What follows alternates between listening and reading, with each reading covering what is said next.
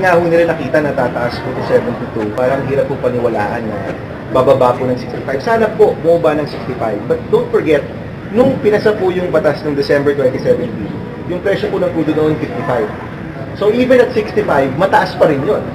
And very volatile po itong presyo po ng crudo sa mundo. Bakit dito tayo nagdadagdag? But again, common sense lang. At sabi ko nga, iba na yung panahon ngayon. Nasa $72 per barrel na tayo. Nung pinag-uusapan to, it went from 35 to 55.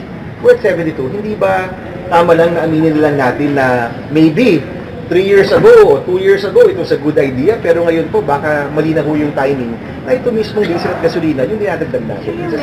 It's just not the right timing anymore, at palagay ko, parang pinapatay natin yung mga sarili natin na dito tayo nagdadagdag ng buwis habang may epekto po siya sa buong merkado.